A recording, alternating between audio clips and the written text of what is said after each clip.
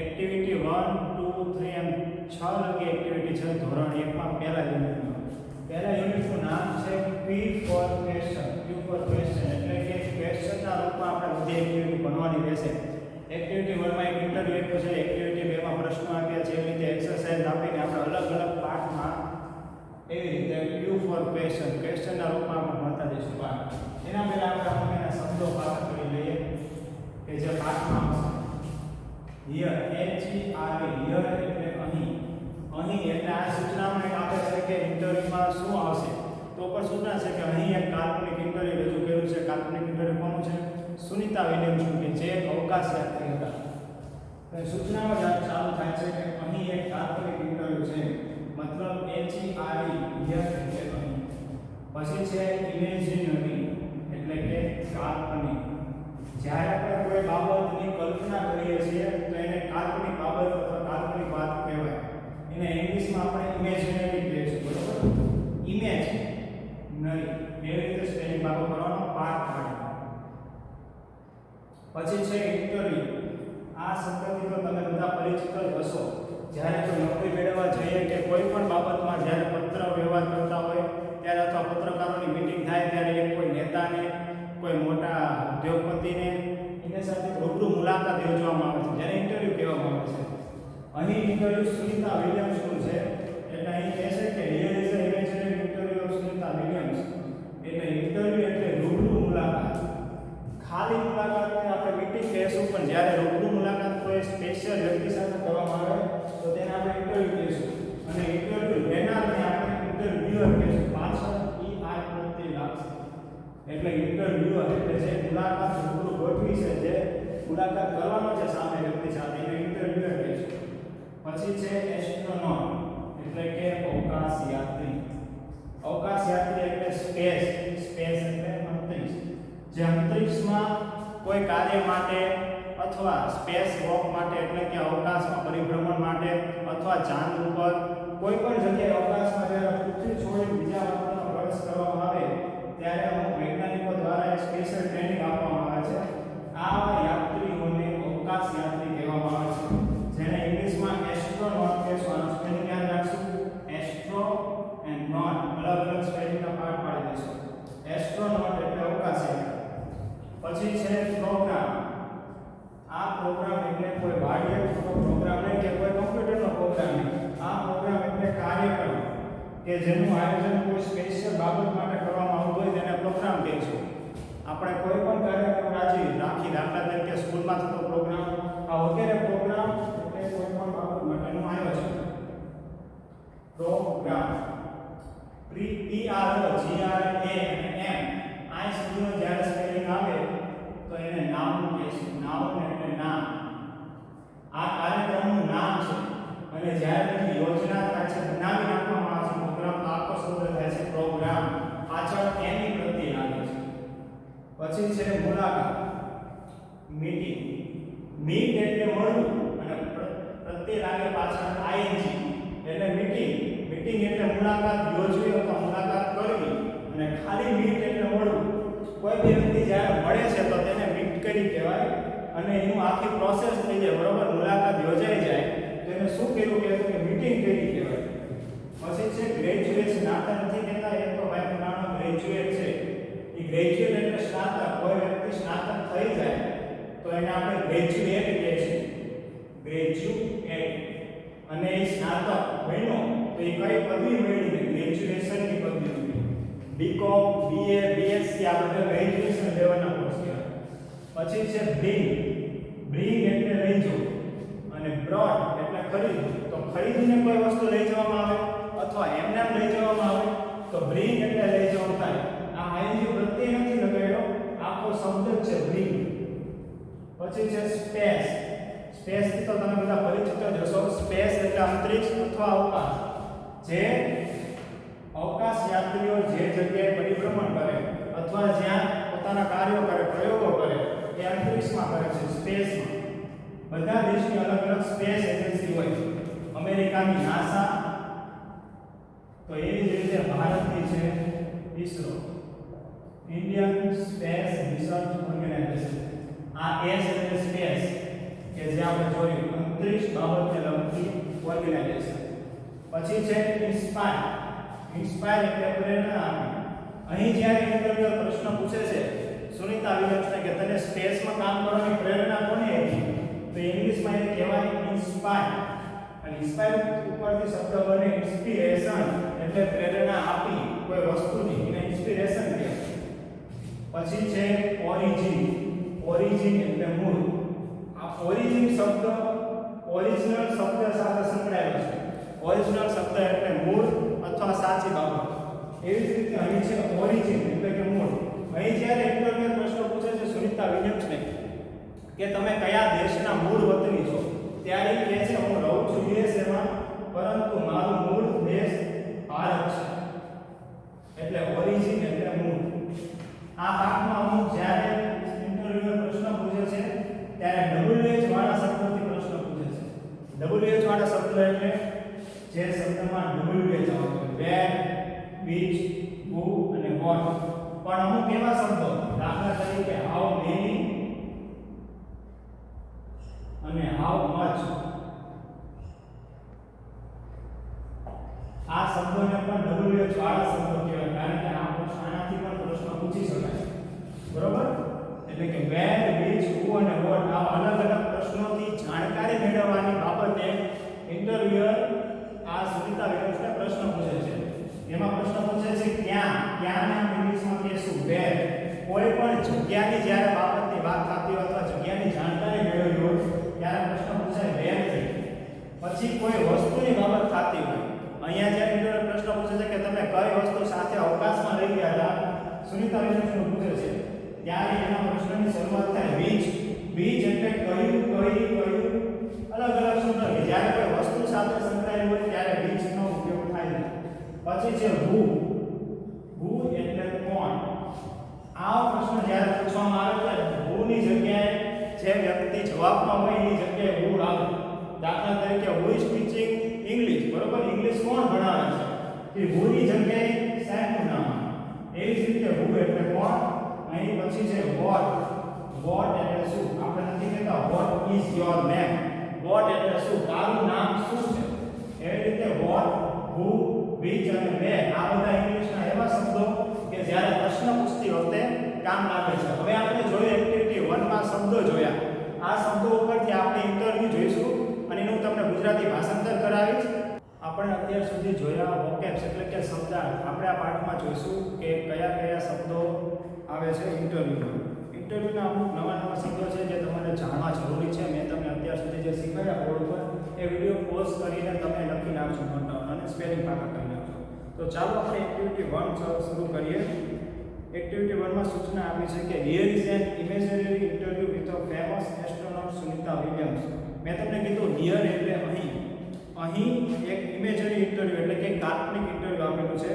With એટલે સાથે, famous એટલે પ્રખ્યાત, એસ્ટ્રોનોટ એટલે અવકાશ યાત્રી.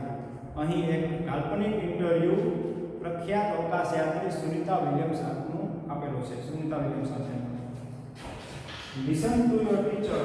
રીડ ઇટ એટલે કે તમારા શિક્ષકને સાંભળો. રીડ ઇટ એટલે વાંચો. Work in a pairs and dramatise it. Work in a pairs એટલે કે જોડીમાં, ડ્રામેટાઇઝ એટલે કે અભિનય સાથે આનો ડ્રામા એટલે કે નાટક કરો. પણ આપણે ક્લાસમાં એવું કંઈક જરૂરી નથી. આપણે એટલે કે આપણે પાઠ શરૂ કરીશું. Interview says. જ્યારે નાટકના રૂપમાં હોય ત્યારે સેઝનો અર્થ પાઠમાં આપણે આવી રીતે ટપકાના રૂપમાં થાય છે. એ જોઈ લો. સેઝ એટલે કહે છે, બરોબર? અને સેડ આનું ભૂતકાળનું રૂપ થાય છે. સેડ એટલે કહ્યું હતું. Interview says, hello, Miss Sunita Williams. Welcome to our program. Hello પછી છે ઉદ્ગાર ચિહ્ન, એક્સક્લેમેટરી કહેવાય. ઉદ્ગાર ચિહ્ન જ્યારે કહે છે ઇન્ટરવ્યુઅર કે હેલો મિસ સુનિતા વિલિયમ્સ, સુનિતા વિલિયમ્સનું સ્વાગત કરતા કહે છે કે વેલકમ ટુ અવર પ્રોગ્રામ. અમારા પ્રોગ્રામમાં તમારું સ્વાગત છે, અમારા કાર્યક્રમમાં તમારું સ્વાગત છે. સુનિતા વિલિયમ્સ જવાબ આપે છે hello, nice meeting to you. Nice એટલે સરસ અને મીટિંગ એટલે આપણે કીધું કે મુલાકાત. નાઇસ મીટિંગ ટુ યુ કે તમારી સાથે મુલાકાત કરવાનો આનંદ થયો એમ. ઇન્ટરવ્યુઅર પ્રશ્ન પૂછવાનું ચાલુ કરે છે. Where do you work? Interviewer પૂછે છે. વેર એટલે મેં તમને કીધું હતું ક્યાં. ડુ યુ એટલે કે કરો છો. ડુ એટલે કરવાના નથી. આ ડુ નું મૂળ રૂપ થાય કરવું. કોઈ કાર્ય કરવાના રૂપમાં ત્યારે ડુ થાય. ડુ નું ભૂતકાળનું રૂપ એટલે કે ડીડ ડુ નું રૂપ થાય. ડુ નું થાય ડીડ. કર્યું હતું એમ કર્યું. આ જ ડુ જ્યારે એકવચન અને બહુવચન સાથે લાગે ત્યારે ડુ અથવા ડઝ નો ઉપયોગ કરીશું. અહીંયા એકવચન છે એટલે કે વેર ડુ યુ વર્ક? તમે ક્યાં કામ કરો છો? વર્ક એટલે કાર્ય. તમે ક્યાં કામ કરો છો? સુનિતા વિલિયમ્સ જવાબ આપે છે એટ નાસા. એટ જ્યારે કોઈ પણ વાક્યમાં એટ નો ઉલ્લેખ થાય ત્યારે કોઈ પણ સ્થળ સૂચવવાની બાબતમાં આપણે એટ નો ઉપયોગ કરીશું. સ્થળ સૂચવવા. અહીંયા કયું સ્થળ સૂચવ્યું છે તો કે નાસા. NASA. આ એક અમેરિકાની સ્પેસ એજન્સી છે. સુનિતા વિલિયમ્સ કહે છે at NASA as a flight engineer. As એટલે તરીકે. એઝ એટલે તરીકે. આપણે જોઈશું નાઇસ એટલે સરસ. એઝ એટલે તરીકે. તો સીના તરીકે કાર્ય કરે છે. એ કહે છે at NASA as a flight engineer એટલે કે ઉડ્ડયન ઇજનેરની બાબતમાં. ફ્લાઇટ એટલે ઉડ્ડયન કે જે અવકાશને રિલેટેડ હોય તે, અને એન્જિનિયર એટલે કે ઇજનેર. એ એક ઉડ્ડયન ઇજનેર છે ત્યાં નાસામાં. ઇન્ટરવ્યુઅર પાછો પ્રશ્ન પૂછે છે વેર વેર યુ બોર્ન? વેર એટલે ક્યાં, અને વેર એટલે હતું હતી. વોઝ અને વેર. બરોબર. અહીંયા યુ સાથે વોઝ ન લાગે, યુ સાથે વેર લાગે. એટલે કે છે વેર વેર યુ બોર્ન? યુ એટલે તું અને બોર્ન એટલે જન્મ થયેલો. બરોબર. વેર વેર યુ બોર્ન? તારો જન્મ ક્યાં થયો હતો? Sunita Williams says Ohio. Ohio એક સ્થળનું નામ છે કે જે યુક્લિડમાં આવેલું છે. ઇન્ટરવ્યુઅર પ્રશ્ન પૂછે છે પાછો what is your date of birth? What એટલે શું? ડેટ ઓફ બર્થ એટલે જન્મની તારીખ. બરોબર. ઇન્ટરવ્યુ પ્રશ્ન પૂછે છે કે તારા જન્મની તારીખ શું છે? એટલે કે તારો જન્મ ક્યારે થયો હતો? સુનિતા વિલિયમ્સ જવાબ આપે છે 19 સપ્ટેમ્બર 1965. 19મી સપ્ટેમ્બર 1965 ના રોજ. ઇન્ટરવ્યુઅર પાછો પ્રશ્ન પૂછે છે where do you get your graduation from? Where એટલે ક્યાં. ડીડ એટલે કર્યું અથવા થયું. મતલબ કે ભૂતકાળમાં કોઈ બાબત અથવા કોઈ વસ્તુ થયું અથવા કર્યાની બાબતમાં હોય ત્યારે ડીડનો ઉપયોગ થશે. Where did you get? You એટલે તું, ગેટ એટલે મેળવવું, યોર એટલે તારું, ગ્રેજ્યુએશન એટલે કે સ્નાતક કક્ષાનું શિક્ષણ, ફ્રોમ એટલે ક્યાંથી. ઇન્ટરવ્યુ પ્રશ્ન પૂછે where did you get your education from?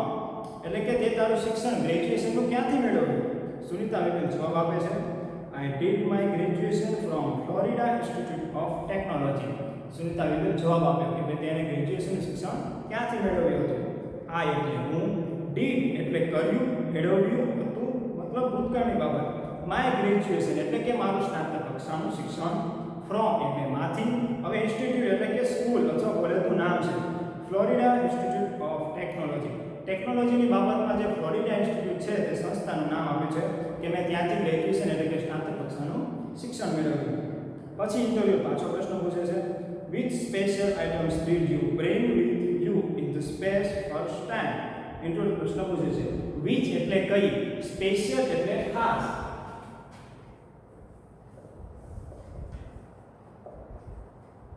ખાસ અથવા મહત્વની, કે ભાઈ તે કઈ મહત્વની વસ્તુ તું જ્યારે સ્પેસમાં લઈ ગઈ ત્યારે લઈ ગઈ હતી. આપણે એક એક વાક્યનું કરી, એક એક શબ્દનું. which એટલે કઈ, સ્પેશિયલ એટલે મહત્વની અથવા ખાસ, આઇટમ્સ એટલે વસ્તુઓ, did એટલે હતું હતી ભૂતકાળનું, you એટલે તું, bring એટલે લઈ જવું, with એટલે સાથે, you એટલે તું, in the space એટલે કે અવકાશમાં, અંતરિક્ષમાં, first time એટલે પહેલી વખત. જ્યારે તું પહેલી વખત અંતરિક્ષમાં ગઈ ત્યારે તું તારી વસ્તુ કઈ સાથે લઈ ગઈ હતી અવકાશમાં? સુનિતા વિલિયમ્સ જવાબ આપે છે ધ ભગવદ ગીતા. પછી અલ્પિડા એટલે કે આગળની હજી વસ્તુ લઈ ગઈ હતી, બોલવાની બાકી છે. A small idol of Ganesha and a letter written in Hindi by my father. એટલે કે ત્રણ વસ્તુ લઈ ગઈ હતી. આઇડલ એટલે કે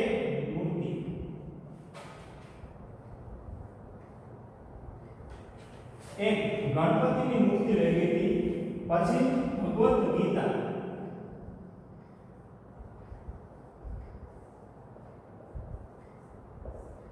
પછી ત્રીજી વસ્તુ લઈ ગઈ હતી લેટર,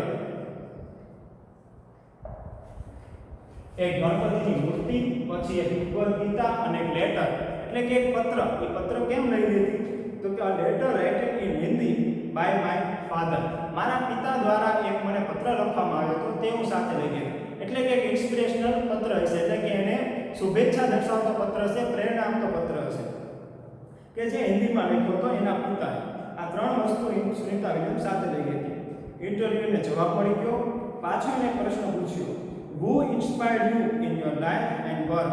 who એટલે કોણ, inspired એટલે પ્રેરણા આપી હતી, inspired એટલે પ્રેરણા, inspired પાછળ ઈડી પ્રત્યે લાગે એટલે કે પ્રેરણા આપી હતી, you એટલે તું, in your એટલે તારી લાઈફમાં, લાઈફ એન્ડ વર્ક તારા જીવન અને કાર્યમાં. તને કોણે પ્રેરણા આપી હતી તારા જીવન અને કાર્યમાં? સુનિતા વિલિયમ્સ કહે છે મહાત્મા ગાંધી. એને સીધો જવાબ આપ્યો તો મેં તમને કીધું હતું કે જ્યારે ભૂલથી પ્રશ્ન પૂછાય તો ત્યારે સીધો જવાબ એનો આપી શકાય. મહાત્મા ગાંધી, અહીં શોર્ટ ફોર્મમાં એને જવાબ આપ્યો છે. લોંગમાં જવાબ આપે તો કઈ રીતે હોય? Mahatma Gandhi inspired me in my life and work. પછી છે ઇન્ટરવ્યુ, પાછો પ્રશ્ન પૂછે છે, what is your country of origin? Country એટલે દેશ,